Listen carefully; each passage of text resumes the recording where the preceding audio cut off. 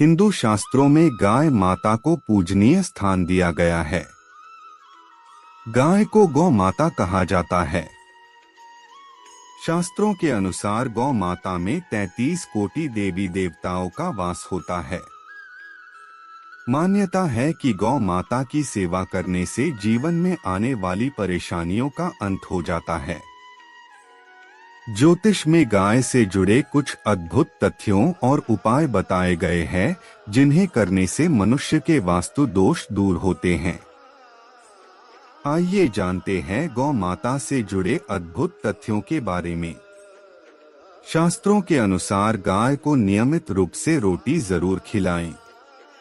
ध्यान रखें, जब भी भोजन बनाएं तो एक साफ प्लेट में पहली रोटी रखें। इसके बाद अगर घर में गाय हो तो उसे खिला दें, या जो भी गाय बाहर दिख रही हो उसे खिलाएं। वास्तु कहता है कि खुद के खाना खाने से पहले गाय को इस तरह से रोटी खिलाने से सारे वास्तु दोष दूर हो जाते हैं। घर में जब भी पूजा पाठ या शुभ कार्यों का आयोजन करें तो उसमें गाय के दूध का ही पंचामृत बनाएं। अगर आपने गाय को घर में रखा है तो उसके लिए गौशाला बनवाएं और गौशाला की दीवार घर से सटी हुई हो। घर के निकट बंधी गाय सभी के दोषों और उनसे होने वाले विकारों को दूर करती है। अगर आप गाय को पालने नहीं सकते या आपके पास जगह का अभाव है तो गाय का प्रतीक भी रख सकते हैं। ध्यान रखें कि इसे हमेशा दक्षिण पूर्व दिशा में रखना चाहिए। ऐसा करने से एकाग्रता में वृद्धि होती है। शिक्षा और व्यवसाय में आ रही सभी परेशानियां एक एक करके दूर होने लगती हैं। गौ माता को चारा खिलाने से 33 कोटि देवी देवताओं को भोग लग जाता है। गौ माता की सेवा परिक्रमा करने से इंसान भय मुक्त हो जाता है व सभी तीर्थों के पुण्यों का लाभ मिलता है। गौ माता की पीठ पर एक उभरा हुआ कुबड़ होता है। उस कुबड़ में सूर्य केतु नाड़ी होती है। रोजाना सुबह गौ माता की पीठ पर हाथ फेरने से रोगों का नाश होता है। जिस व्यक्ति के भाग्य की रेखा सोई हुई हो तो वो व्यक्ति अपनी हथेली में गुड़ को रखकर गौ माता को जीभ से चटाए। गौ माता की जीभ हथेली पर रखे गुड़ को चाटने से व्यक्ति की सोई हुई भाग्य रेखा खुल जाती है।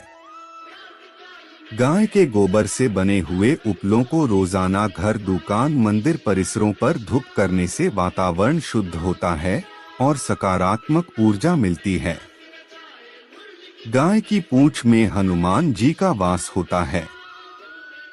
अगर किसी व्यक्ति को बुरी नजर लग जाए तो गौ माता की पूंछ से झाड़ा लगाने से नजर उतर जाती है। गौ को अपने घर में रखकर तन धन से सेवा करनी चाहिए। ऐसा कहा गया है, जो तन धन से गौ की सेवा करता है तो गौ उसकी सारी मनोकामनाएं पूरी करती है।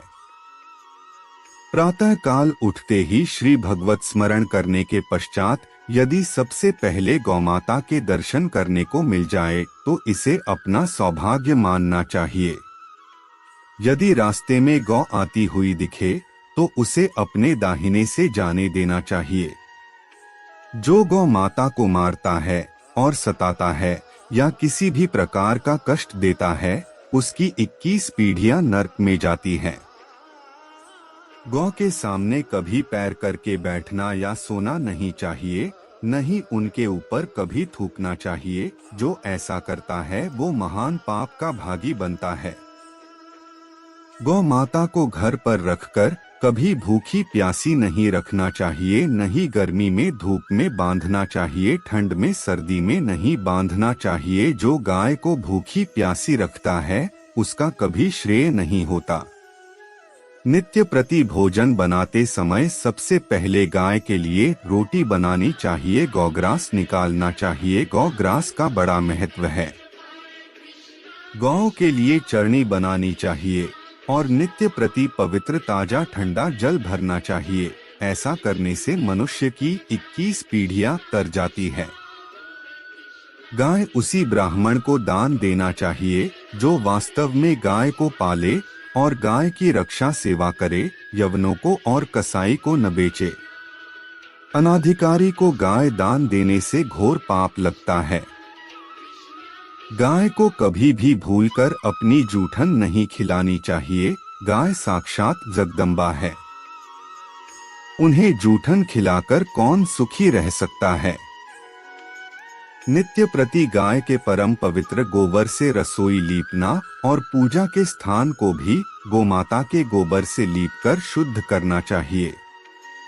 गाय के दूध, घी, दही, गोबर और गौमूत्र, इन पांचों को पंचगव्य के द्वारा मनुष्यों के पाप दूर होते हैं। गौ के गोबर में लक्ष्मी जी और गौमूत्र में गंगा जी का वास होता है। इसके अतिरिक्त दैनिक जीवन में उपयोग करने से पापों का नाश होता है और गौमूत्र से रोगाणु नष्ट होते हैं। जिस देश में गौमाता के रक्त का एक भी बिंदु गिरता है, उस देश में किए गए योग, यज्ञ, जप, तप, भजन, पूजन, दान आदि सभी शुभ कर्म निष्फल हो जाते हैं। नित्य प्रति गौ की पूजा, आरती, परिक्रमा करना चाहिए। यदि नित्य न हो सके तो गोपाष्टमी के दिन श्रद्धा से पूजा करनी चाहिए। गाय यदि किसी गड्ढे में गिर गई है या दलदल में फंस गई है तो सब कुछ छोड़कर सबसे पहले गौमाता को बचाना चाहिए। गौ रक्षा में यदि प्राण भी देना पड़ जाए तो सहर्ष दे देने से गौलोक धाम की प्राप्ति होती है। गाय के बछड़े को बैलों को हलों में जोतकर उन्हें बुरी तरह से मारते हैं, कांटी चुभाते हैं, गाड़ी में जोतकर बोझा लादते हैं, उन्हें घोर नरक की प्राप्ति होती है। जो जल पीती और घास खाती गाय को हटाता है वो पाप के भागी बनते हैं। यदि तीर्थ यात्रा की इच्छा हो पर शरीर में बल या पास में पैसा न हो तो गौ माता के दर्शन, गौ की पूजा और परिक्रमा करने से सारे तीर्थों का फल मिल जाता है। गाय सर्वतीर्थमयी है। गौ की सेवा से घर बैठे ही 33 करोड़ देवी देवताओं की सेवा हो जाती है।